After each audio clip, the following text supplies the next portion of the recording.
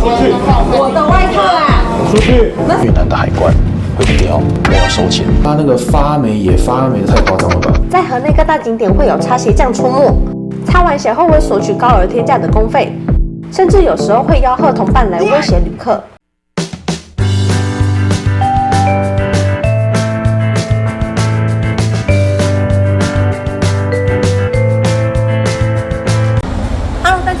回来我们干什么？是的，我们又在桃园机场啦，我们又要出发了。我们这次要前往越南河内，要进行5天4夜的自由行。我们还会去下龙湾哦。喜欢旅游 vlog 的朋友，记得按赞、订阅、分享、开启小铃铛，才会收到上面通知哦。那我们就等登机吧。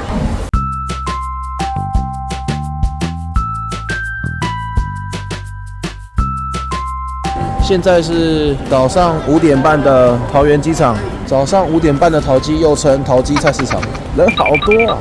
我们已经提早1天出来了。去程搭乘华航 CI 791，机型是空中巴士 A330，台北飞往河内，飞行时间约3小时。我们购买来回机票价格约15000元，提供大家参考喽。这个是什么？没错，我这次使用的是钛青瓶，让我们欢迎本集的赞助厂商钛万德 （Thai Wonder）。钛万德主打使用钛金属制成产品，其特点为重量轻、强度高，还有良好的抗腐蚀能力，非常适合像我们喜爱旅游、对行李重量很计较的背包客哦。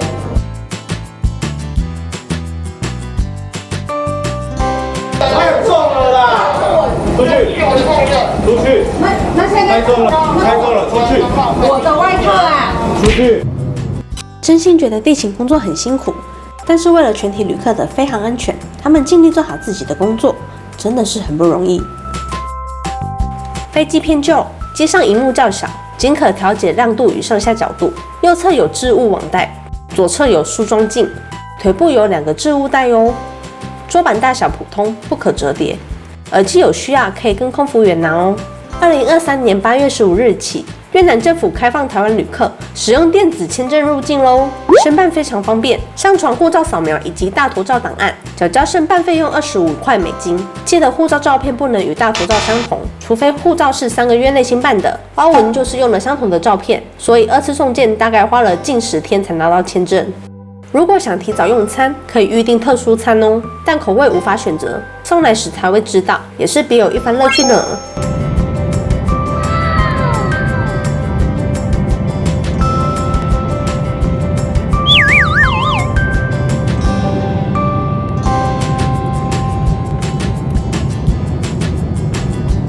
华航与五同号合作，独家开发多款机上限定茶风味的特色甜点及饮料。这次拿到绿茶冻乌龙冰淇淋。机上的冷冻库也太强了吧，汤匙根本错不下去啊！乌龙茶蛮浓的，但绿茶冻口感不好。跟大家说一个小秘技哦，利用呕吐袋与手机壳结合，可以变出一个手机支架哦。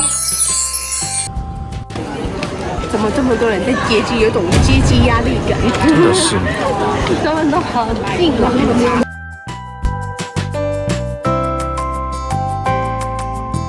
车号多少34A340.35。来看一下，看一下车牌，车牌。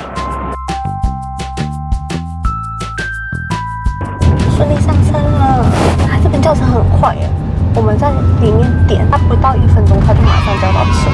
然后这附近就是蛮多人会在门口举牌问要不要搭车，要不要搭车，但是觉得搭贵还是比较安全。然后我们是导到老城区，目前刚刚车资估算下来是394块，还蛮便宜的。看来我们这一趟也是亏本之旅了。那这样车子要搭多久？40分钟。然后这边整个天气就是灰蒙蒙的，灰蒙蒙，但是是不错的天气。天气不错，但是空气不好。其实走出来没有想象中的热。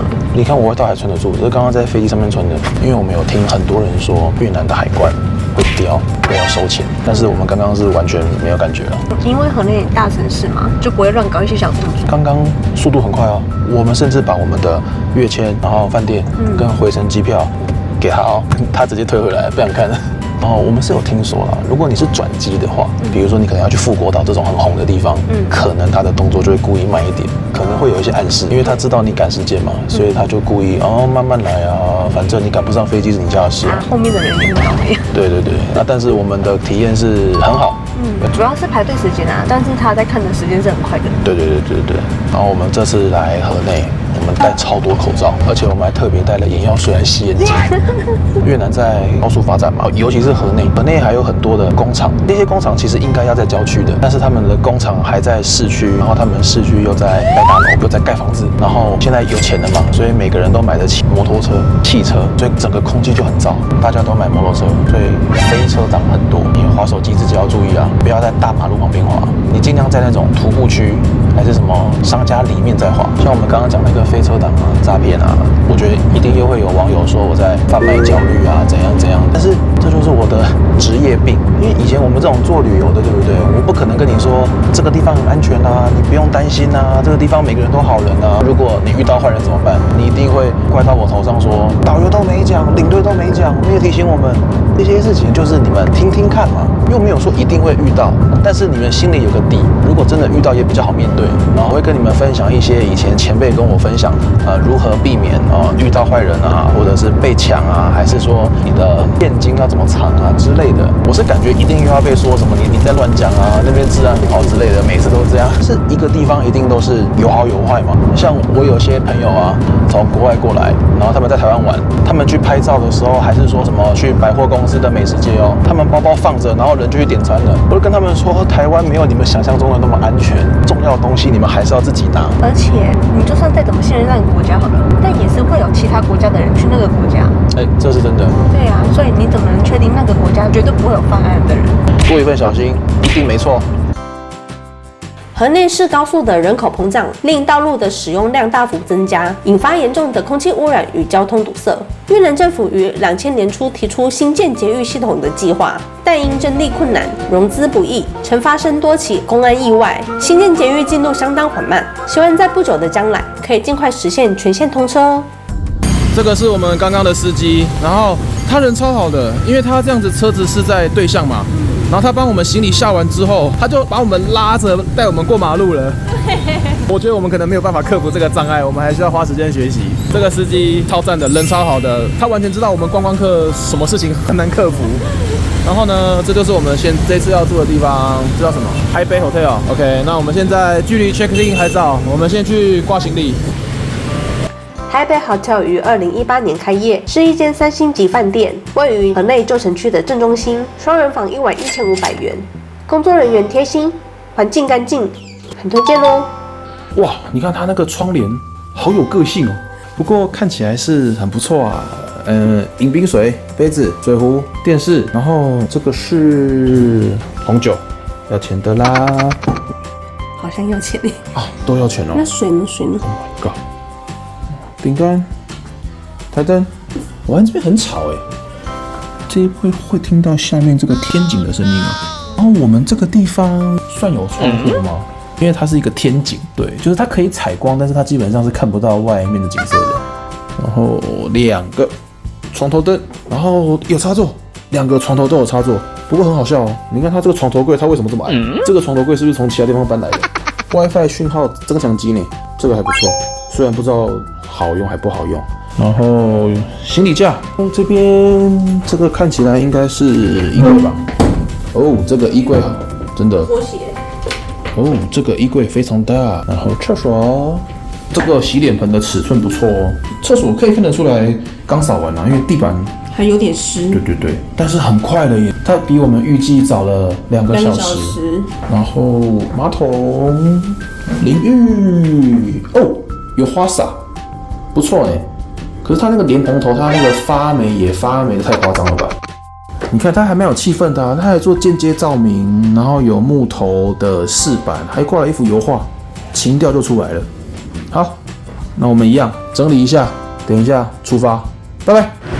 出来了，然后我们现在准备去吃午餐，我们要去吃一间蛮多人推荐的法国面包。然后我们口罩已经戴起来了，因为这边真的好恐怖哦，到处都在施工。这边出发。OK，Let's go。洋人很多哎，这个地方真的是很不错哎，因为你看，像这个建筑物，感觉就很有年代吗？这个感觉是比较贵的饭店。是哦。我们要看这个可不可以过？穿这个的话，那我觉得我们应该要避开那个。是有小绿人。好，那我们来个稳定的前行。哦，通过了，通过了。啊，我们要再继续往那边走。我们跟着当地人。哇，我突然有自信了。没有很难吧？这是他们的便利超商吗 ？Circle K 不就是 OK 的意思吗？到了，就是这一间。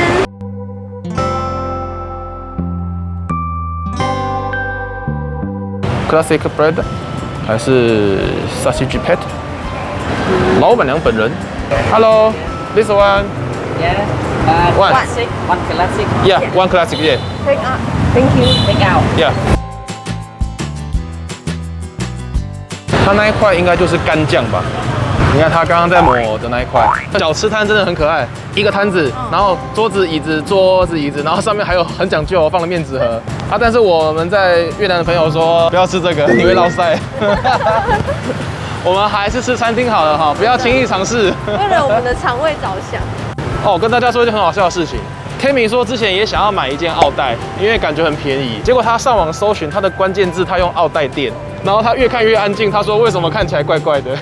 我说你的关键字下错了。是真的怪啊。你会找到暗黑旅游的部分。真的是又到了蜜雪冰城，来一杯柠檬水吧，太热了。这边的蜜雪没有主题曲了。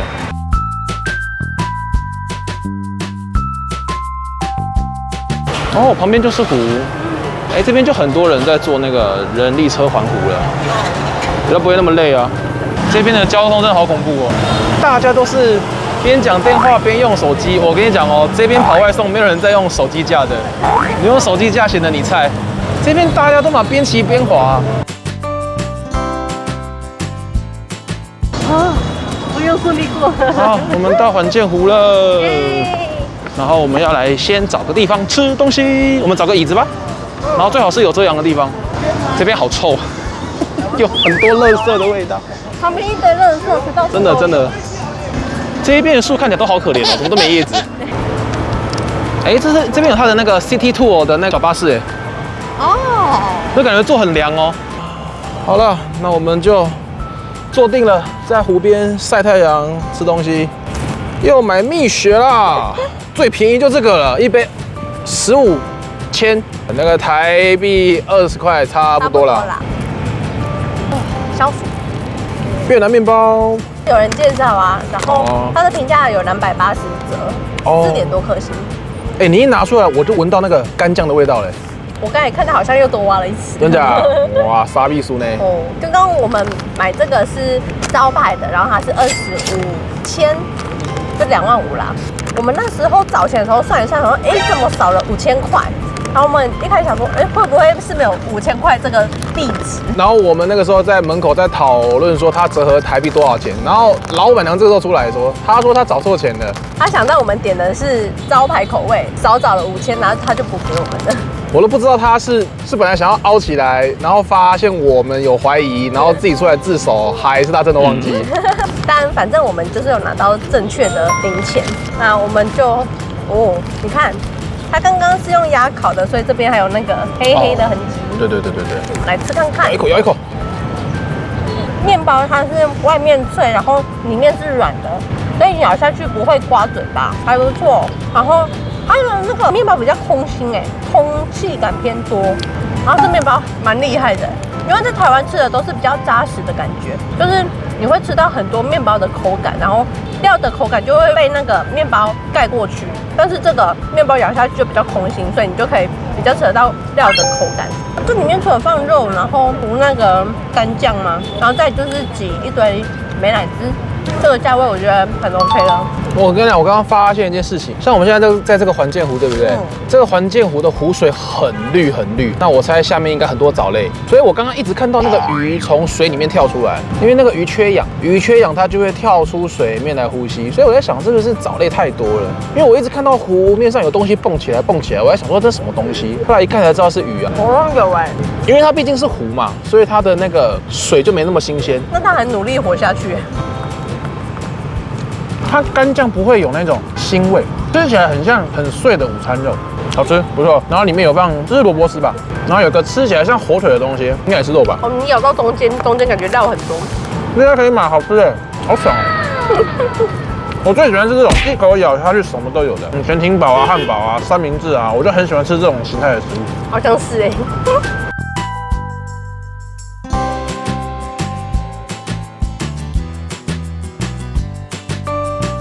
我觉得环建湖这边的人，他们看起来都很休闲，然后也有人在运动，还有人在这边吃饭、社交什么。你看，还有人在钓鱼，哎，感觉他们都很相融。就像这次陪我们旅行的钛金瓶，钛金瓶呢，它是由99.9%的钛金属打造的。钛这个金属，它又被称为轻生物金属，具有较好的生物相容性。它常常被应用在医疗啊，或者是人体相关的金属中，像是植牙、骨髓内钉或者是血管支架等等。它的特色就是重量轻、强度高，它不会生锈，然后安全无毒，而且它具有良好的抗腐蚀能力，用起来真的超级安心的，是不是很优秀啊？钛金属现在这个材质大家应该比较不陌生，像是钢铁人那个马克3装甲，它就是里面有钛金属。知道马克3吗？知道钢铁人吗？那现在这个 iPhone 15 Pro 的边框，它就是使用钛金属打造的，所以它这一代的 iPhone 非常的轻。iPhone 15 Pro 的话187克，然后我们这个钛轻瓶小罐的这个才98克，所以它相当于快要接近一个保特瓶的重量，但是它具有抗腐蚀性嘛。比如说你可能出去慢跑的时候，你想要喝柠檬水来补充维他命 C 啊，还是你想要装调酒，你想要装咖啡，你就不用担心说这些饮料会在瓶子里面释出一些什么有毒物质之类的。还有这个瓶盖，这个瓶盖的这个材质它也很讲究，它采用的是 PCTG。那这个的话，通常也都是用在那种医疗器材，比如说什么隐形牙套啊，还有呼吸器的那个面罩，都是医疗等级的，对，用起来你也可以很放心。另外啊，我也很喜欢它的这个提绳，它有这个细胶提绳的话，你拿的时候你就不用这样子直接拿，这样直接拿我觉得很不方便。像它有这个提绳，我就可以直接这样勾在手上，直接这样拿，就觉得方便很多。但像是我们在搭飞机的时候啊，你也可以把它挂在飞机的挂钩上面，这样就不用放在前面的置物袋压缩你腿部的空间。所以我真的觉得这个设计我还蛮喜欢的。或者是你在外出的时候，你的背包上面再挂一个挂钩，你也可以把它扣在上面，就不用特地把水从背包里面拿出来，也可以解放你的双手，是不是超级方便的啊？那另外呢，它的外包装上面还有一个提绳，这个提绳就很适合拿来送礼，或者是你要自己用，其实也都很适合哦。这3个部件它都是可以拆洗的。这个细胶我的感觉啦，它好像有点细，这个的话是可以替换的。等我用断了，我再跟你们说。那钛金瓶呢，它总共有3个材质，分别是钛，然后细胶以及 PCTG。这3个的材质，它的共同特点就是亲水性佳，而且容易清洗，不沾味道，这不是很棒啊？然后钛金瓶呢，它有分2个 size， 分别是550跟380。550的话呢，它的底部会有个细胶圈，止滑效果会比较好。那你放的时候呢，也不会有孔的声音。那380的话呢，它也会有做一个内凹的造型，这样子也会有轻微的止滑效果。无化学涂层的钛金瓶，让你用的安心也健康，而且还可以客制化图案哦，送礼也非常体面。那有兴趣的朋友，赶快点击下方说明栏的链接哦。在河内各大景点会有擦鞋匠出没，不管你穿皮鞋、球鞋、凉鞋、拖鞋，他们都可以擦，而且还会硬来哦。擦完鞋后会索取高额天价的工费，甚至有时候会吆喝同伴来威胁旅客。如果被搭讪的话，记得坚决说 no 就对了。